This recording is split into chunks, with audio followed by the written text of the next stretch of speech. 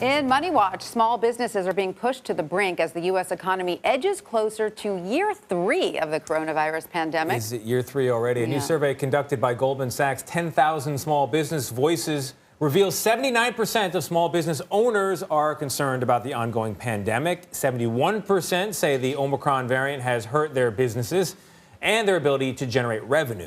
At least 37% of small business owners say they've been forced to temporarily close or scale back operations. So joining us now with more on this is Joe Wall. He is the National Director of Goldman Sachs's 10,000 Small Business Voices. Joe, thank you so much for joining us. It's really great to have you here on set with us.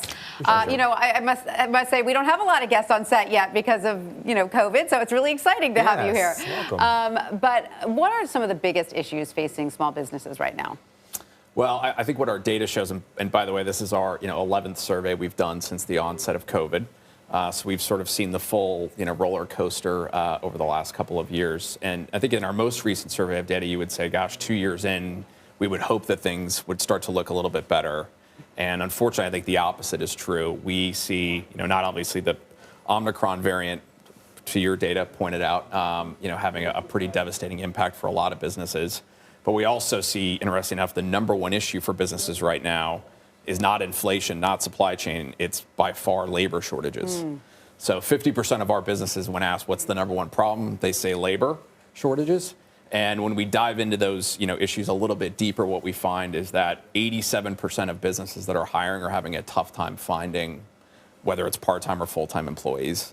And then about 97% of those saying it's impacting their bottom line, which is up about 20 points. What is the operating theory, either from the small businesses or from where you sit, for why it's so difficult to hire people at the moment? And help me square the issue of hiring with this other result from the survey, which finds that federal aid is desired. But a lot of people say federal aid is what makes people sit at home on the couch and collect money from the government rather than work. So which is it? Sure.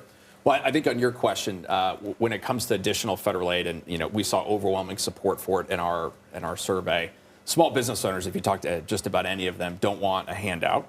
I think what they want right now is for the federal government to reopen some of the loan programs, not grant programs, loan programs that expired at the end of the year. So at the end of the year, one of the, I think, probably most impactful programs, which is referred to as the COVID EIDL program, expired. The Biden administration, to their credit, at last fall, expanded the COVID EIDL program up to $2 million loan, 30-year loan, fixed rate of 3.75%.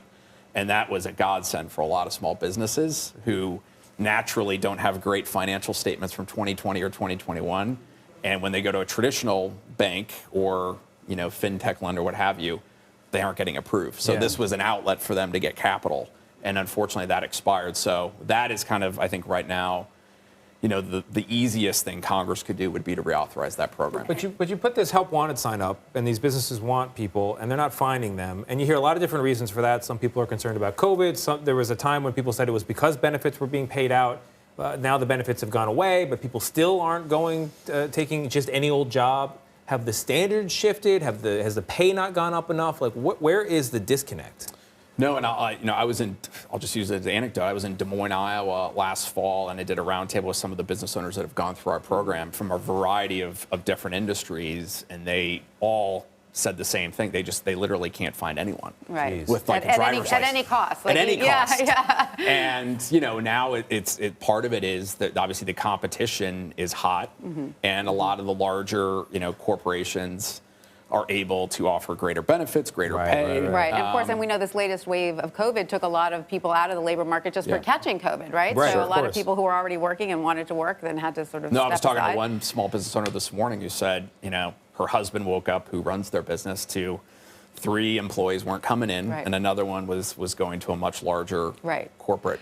So I'm curious, though, what else did your survey reveal about how small business owners feel about the federal government's response? Do they feel it was adequate? Do they think, obviously you mentioned that they would like another loan program, but what do they feel about what's been done so far? And what are their feelings about the U.S. economy? Are they optimistic? So on the economy, I think we got sort of 2 different data points. Number one, when you ask, how would you describe the U.S. economy? Only 24% say excellent or good. When you ask them, do you think the U.S. is headed in the right direction, or are we on the wrong track? That number is only 28% who think the U.S. is headed in the right direction. That's down from 67% in June, so that's a sharp decline. Jeez. But when you ask them, you yourself, are you optimistic about your own business? 73% say yes. Oh, that's interesting. That's such a strange disconnect, while the right? headwinds are against them, they still, like small businesses, as you all know, are the most strong and resilient of anyone. Is that because small business owners have to be, by definition, optimistic? Like, who else would open a business if you weren't optimistic, right? You have to be. You have to be. Yeah. I think it's where you ask people, like, do you think other people are good drivers? And they say no. And then Right. Do you think you're a good driver? Yeah, definitely above Yeah. average. Yeah, of course. Part of the job description that you're optimistic, Totally, you have right? to be. And we love that about it. I mean, Yeah. just about half of Americans work in a small business, so it's an important part of the economy. It's an incredibly important. And so, tell us a little bit more about this 10,000 Small Business Voices initiative that Goldman Sure. Sachs is doing. Tell us about it. So we launched 10,000 Small Businesses about a dozen years ago, which is an education program for existing small businesses that's delivered through community colleges across the United States. So to date, just over 12,000 small businesses have gone through the program. And we decided to launch 10,000 Small Businesses Voices about 18 months ago, which is an advocacy program to make sure that small business owners have a voice at the policy-making table, whether it's in Washington, in their state capital, or in their local community, because we just felt like there was a real void there. That's helpful, because Goldman Sachs is certainly not a small business, so it's helpful We are that not. No, we feel like that you're we have a looking lot out for the little guys, right? expertise to offer, so we're trying to do our best to make sure that they have an equal seat at the table. Very good. great. Joe Wall, thank you very much for joining us. We Thank appreciate you. it. Thanks, Joe.